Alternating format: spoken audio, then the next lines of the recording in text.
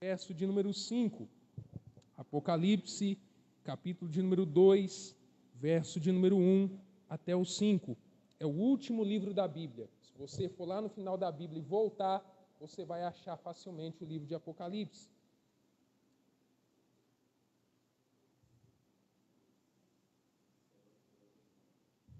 Aleluia. Glória a Deus. Diz assim a palavra do Senhor: escreve ao anjo da igreja que está em Éfeso, isto diz aquele que tem na sua destra as 7 estrelas, que anda no meio dos 7 castiçais de ouro. Eu sei as tuas obras, e o teu trabalho e a tua paciência, e que não podes sofrer os maus. E puseste à prova os que dizem ser apóstolos e o não são, e tu os achastes mentirosos. E sofrestes, e tens paciência, e trabalhaste pelo meu nome, e não te cansaste. Tenho, porém, contra ti, que deixaste o teu primeiro amor. Lembra-te, pois, de onde caíste, e arrepende-te, e pratica as primeiras obras. Quando não, brevemente a ti virei e tirarei do seu lugar o teu castiçal, se não te arrependeres. E você pode assentar em nome do Senhor Jesus. Meus amados irmãos, irmãs presentes e amigos que estão aqui nessa noite, e irmãos que também nos acompanham pela internet. A Bíblia relata que nessa ocasião o Senhor Jesus ele aparece ao apóstolo João, que nessa época tinha cerca de 100 anos de idade, e estava exilado na ilha de Patmos, cumprindo uma prisão por simplesmente estar pregando o evangelho do Senhor Jesus. E em meio a todo aquele sofrimento, o Senhor Jesus aparece para ele e começa a revelar a ele as visões do Apocalipse. E ele chega ao capítulo 2, e quando ele entra no capítulo 2, ele começa a dizer para João: eis que eu te digo, João, escreve, isto diz aquele que tem as 7 estrelas e que anda no meio dos 7 castiçais de ouro. Aquelas estrelas e aqueles castiçais simbolizam a igreja.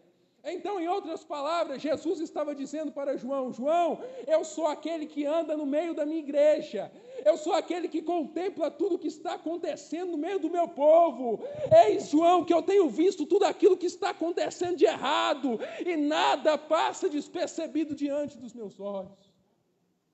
E assim como o Senhor contemplava os erros da igreja de Éfeso, Ele também contempla os erros da igreja hoje. Nada passa despercebido diante dos olhos do Senhor.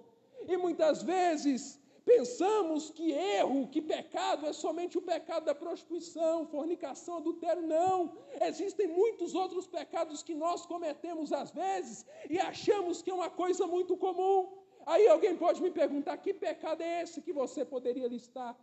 Fofoca, inveja, dissensão, contenda, disse-me-disse, bate-boca, espírito de competição no meio da igreja, gente querendo se achar melhor um do que o outro, querendo pregar melhor do que o outro, ser capaz mais do que o outro, querendo fazer a obra mais do que o outro. Mas presta atenção numa coisa: na obra de Deus tem lugar para todo mundo, e assim como Deus usa o grande, Ele usa o pequeno também. Então a gente tem que parar de competir um com o outro e se achar melhor do que o outro. Parar com essas panelinhas. Você viu o pecado de fulano, você viu o pecado de ciclano, você viu que fulano caiu. Irmãos, não é nossa tarefa apontar o pecado de quem caiu. A nossa tarefa é levantar quem está caído e trazer para a presença do Senhor. Basta. Nós temos que parar de ser esse tipo de pessoa. O pastor Rafael pregou aqui ontem: dissensões, contendas, grupos, panelinhas dentro da igreja. Eu admiro fulano porque fulano prega melhor do que ciclano. Aí já tem outra panelinha que diz: não, eu admiro fulano porque fulano pode não ter muita unção na pregação, pode não ser aquela pregação empolgada, mas ele tem muito conhecimento. Daí o outro já pensa assim: não, eu não gosto de nenhum dos dois, eu gosto daquele outro pregador ali porque ele já é usado na revelação. Mas só que nós precisamos entender uma coisa: o corpo de Cristo nunca foi um pedaço de bolo que você fatia em vários pedaços. O corpo de Cristo é somente um corpo só.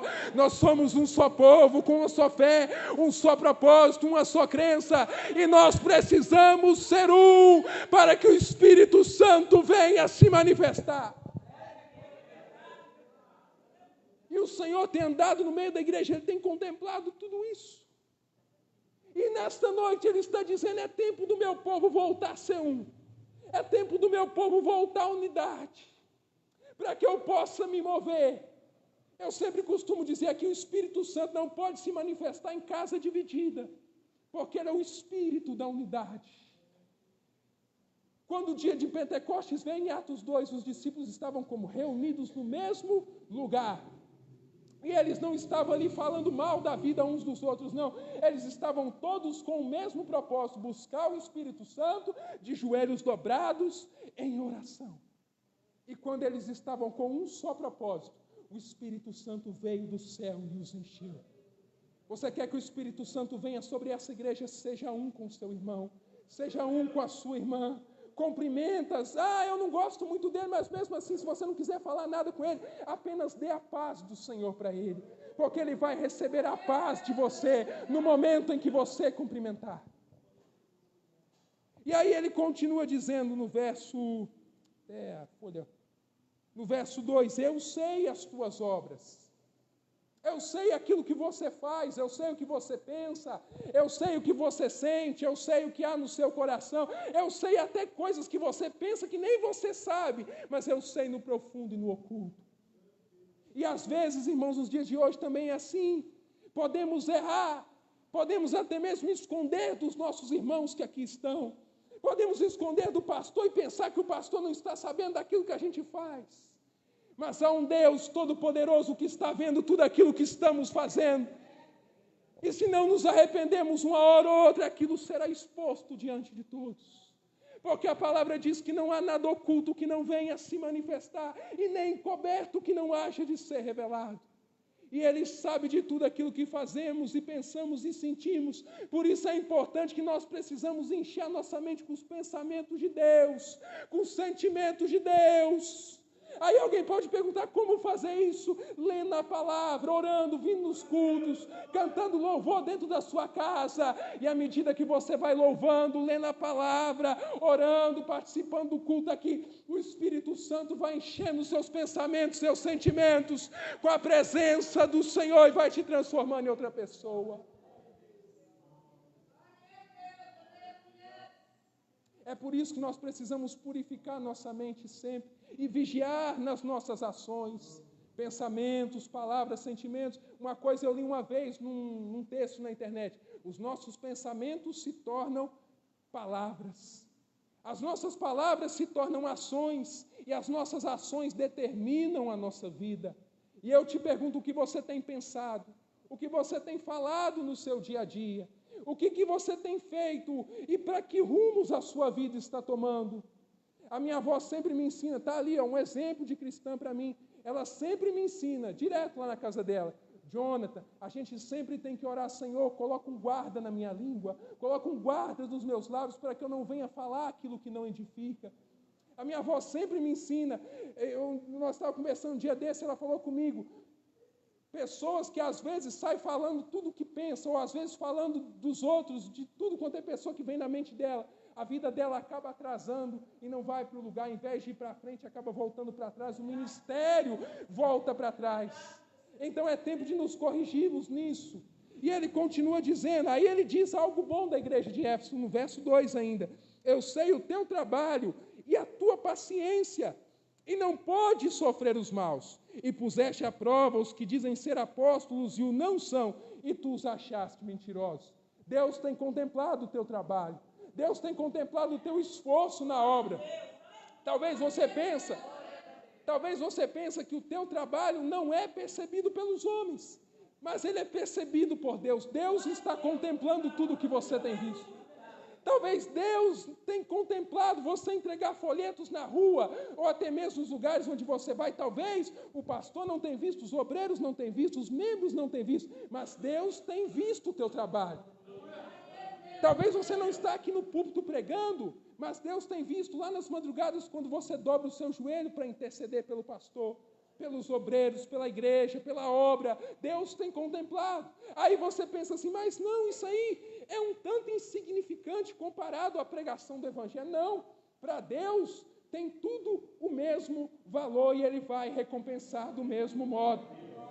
Ele vai te honrar na mesma medida que Ele honra quem está aqui no púlpito pregando a palavra.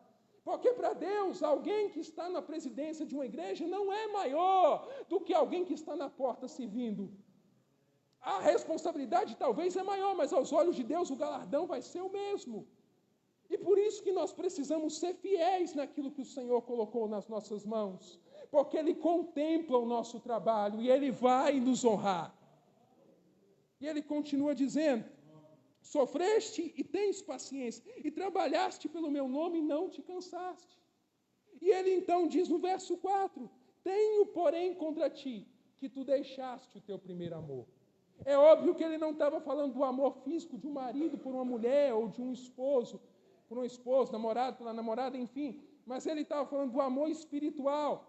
A igreja de Éfeso, se você analisar a história, ela tinha tudo, ela era rica, ela era próspera, ela ficava num lugar que era considerado a capital da Ásia, mas era uma igreja que tinha tudo dessa vida, tinha tudo desse mundo, mas tinha perdido o amor por Deus. E nós temos visto isso nos dias atuais, tantas pessoas no meio cristão, vou dizer no geral, sem citar nome de igreja, porque isso não é ético.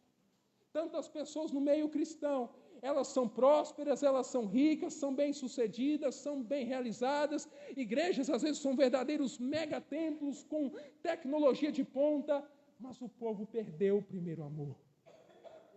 Não ora mais, não busca mais, não se consagra mais, não jejua mais, não adora mais. Quando vem na igreja, vem por obrigação, porque se pudesse desviava, ia para o mundo, entregava a carteirinha credencial de membro e dizia, não quero mais ser obreiro. Temos abandonado o primeiro amor. Aquele fogo que ardia no nosso coração no momento que nós nos convertemos já não arde mais. Aquela paixão que nós tínhamos pelo Espírito Santo já não temos mais. Mas é tempo do fogo de Deus voltar a queimar na igreja, como Ele queimava antes. É tempo de voltarmos ao primeiro amor. E isso é possível, irmãos. Isso é possível. E o Senhor está chamando essa igreja nessa noite, dizendo, filhos meus, filhas minhas, igreja minha, volte ao primeiro amor. Volte a ser quem vocês eram no tempo que vocês se converteram. Volte a orar como vocês oravam quando vocês aceitaram Jesus. Volte até aquela fome, aquela sede pela presença, aquele desejo de ganhar almas que vocês tinham. Volte a ter o mesmo interesse por Deus que você tinha lá atrás. E nunca é tarde para você voltar e se arrepender e voltar a fazer o que você fazia na presença do Senhor. Uma vez eu vi um homem dizer uma frase, e ele dizia assim, se você quer voltar a ter sucesso como você tinha lá atrás, lembre-se do que você fazia lá atrás quando você alcançou sucesso. Volte a fazer aquilo de novo. E o mesmo é com a igreja. Se você quer voltar a ser um cristão vitorioso como você era lá atrás, comece nesse momento a lembrar daquilo que você fazia quando você se converteu. E volte a fazer aquilo. Eu orava 30, 40 minutos. Decida a voltar a orar aquilo tudo de novo. Eu li a Bíblia 15 minutos, 20 minutos por dia. Pega a Bíblia e começa a ler, começa a estudar. Eu evangelizava, eu saía na rua, eu entregava folheto, eu ganhava vidas para Jesus. Volta a fazer isso. Tem muita alma indo para o inferno porque você tem se calado. Tem muitas pessoas perecendo porque você não tem falado para alguém. Jesus te ama e quer te salvar. Tem pessoas sofrendo com depressão e precisam de uma palavra, e Deus tem confiado essa palavra, não é a pessoa que está do teu lado, Ele tem confiado esta palavra a você. Você é agente de cura, você é agente de libertação. Através da tua vida, pessoas serão libertas. Irmãos, eu estou falando por meio da inspiração do Espírito Santo nessa noite. Se você abrir a sua boca e começar a consolar alguém que está do teu lado, pessoas vão ser curadas da depressão, pessoas vão ser curadas da ansiedade, pessoas vão ser libertas de opressões malignas do teu lado, e o sobrenatural de Deus irá acontecer. Deus quer te levantar como ajudador de vidas. Um dia eu fui, hoje eu não sou mais. Deus quer voltar a fazer de você aquilo que você foi um dia. Talvez eu estou pregando para pessoas aqui que um dia foram obreiros desta igreja, estão sentados neste banco aí. E o Senhor está dizendo, volte ao primeiro amor, volte a ser obreiro dessa casa, volte a fazer a obra do Senhor neste templo, porque a obra precisa de você. A obra precisa de você. O reino precisa de você, a igreja precisa de você. Não deixe as críticas matarem a tua fé. Não deixe os outros matarem a tua fé. Não deixa ninguém enterrar o teu chamado e colocar ele no mais profundo buraco. Não deixa ninguém fazer isso. Volte ao primeiro amor e comece a fazer o que você fazia antes. Irmãos, quando eu estou pregando isso aqui, eu estou pregando algo da minha própria vida. Porque de uns tempos para cá só Deus sabe como eu estou. Passei por uma crise tremenda, não vou ficar falando aqui abertamente. Mas uma crise interna e externa, cheguei a ter crise de ansiedade forte, todo dia dentro de casa, choradeira, depressão. A volta ali é testemunha minha do que eu tenho passado. E muitas vezes, irmãos, eu não tinha vontade de vir aqui na igreja para adorar a Deus, porque eu não me sentia bem. Eu estava fraco, eu estava oprimido, estava cansado. E em determinado dia, eu vou dizer isso aqui abertamente. Cheguei no pastor, falei, pastor, eu vou entregar meu ministério, eu não quero mais. Não quero mais, eu estou desistindo. E então, graças a Deus que tem ele aqui, ai de mim se não fosse ele me ajudando.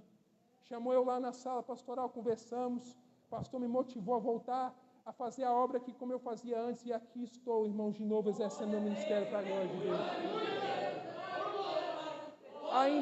Ainda tem sido difícil.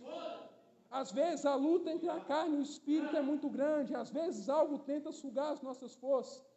Mas aos poucos eu tenho tentado me levantar e me reerguer e voltar ao primeiro amor, porque eu sei que se eu voltar a buscar Deus como eu buscava antes, Deus vai voltar a me usar como Ele me usava lá atrás, e o nome do Senhor será glorificado.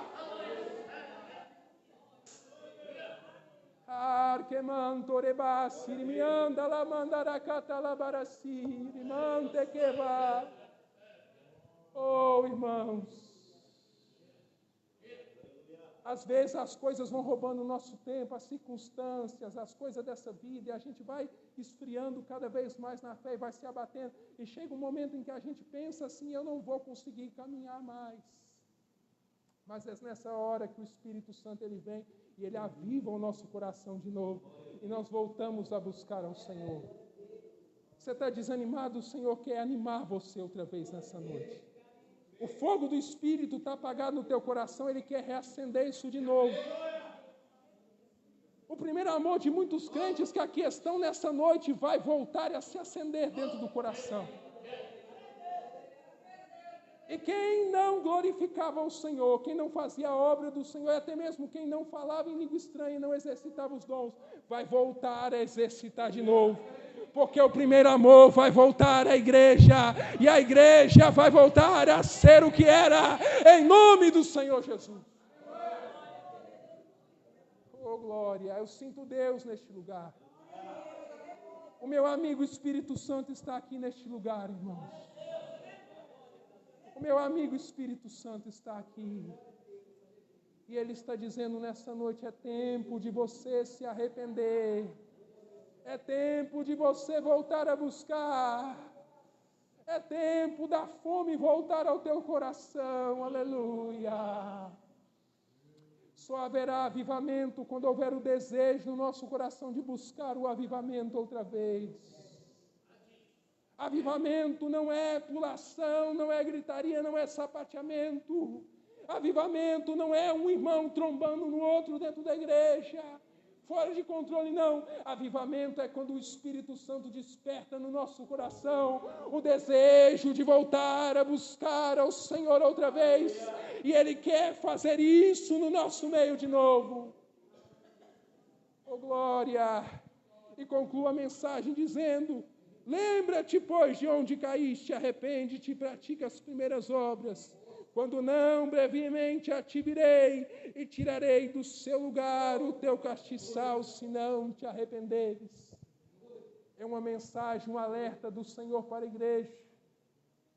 E eu não posso me calar, irmãos, porque o Senhor me colocou aqui nessa noite para pregar essa palavra, e eu estou aqui como um atalaia, como um mensageiro do Senhor, e Ele manda dizer para a igreja, se não nos arrependermos, se não voltarmos a buscar ao Senhor como antes, o nosso castiçal será tirado, a nossa unção será tirada, o nosso poder será tirado, e ela só voltará no momento em que decidimos voltar a praticar aquilo que nós praticamos lá quando começamos a caminhada com Jesus. E é tempo de nós darmos essa meia volta, né? É tempo de nós darmos essa meia volta. E a meia volta é assim, você está indo numa direção e de repente você dá uma volta para lá e começa a caminhar para lá. Arrependimento é isso. Às vezes nós estamos caminhando numa direção que vai nos levar para a morte. Mas uma atitude ou um pensamento nosso pode fazer com que nós demos uma meia volta e começamos a caminhar em direção ao caminho que nos leva para a vida. E esse pensamento pode ser modificado por nós.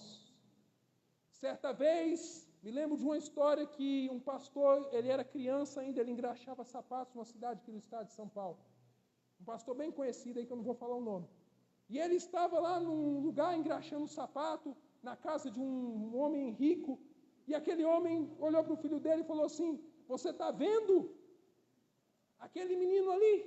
Aquele menino sempre vai ser um trombadinha. Perdão da expressão, mas foi o que ele falou. E aquele menino começou a chorar triste ali. Você vai entender o porquê eu estou contando essa história. E aquele menino começou a chorar, e chorava, e chorava, e ele chegou em casa chorando, a mãe dele disse, meu filho, o que aconteceu? E ele falou, mãe, o doutor fulano disse que eu vou ser um trombadinho, eu vou ser isso mesmo? E aquela mãe olhou para o filho dela e falou assim, meu filho, para de chorar, levanta a cabeça, você não vai ser aquilo que os outros disseram que você vai ser aquilo que você quer ser.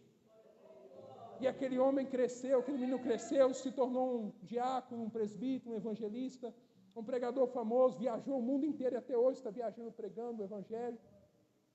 E o que eu quero contar com essa história? Você não vai ser aquilo que porventura o seu pecado está mandando você ser. Você não tem a obrigação de ser aquilo que a sua carne manda você ser.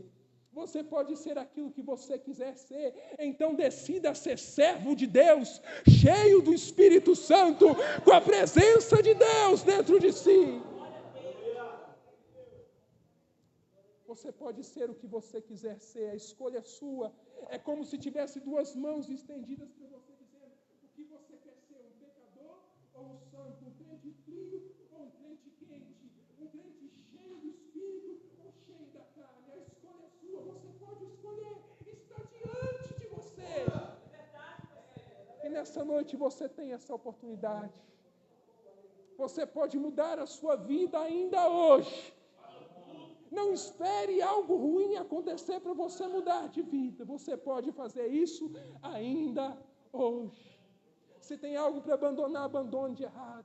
Se você tem que pedir perdão para alguém, vá até essa pessoa, abrace ela e diga, eu te amo em Cristo Jesus, mas eu não aguento mais viver com esse rancor, com esse ressentimento dentro do coração, me perdoa. Se você tem uma rixa contra alguém, ou até mesmo contra o pastor, os obreiros, venha até eles, abraça eles e diga, pastor, me perdoa.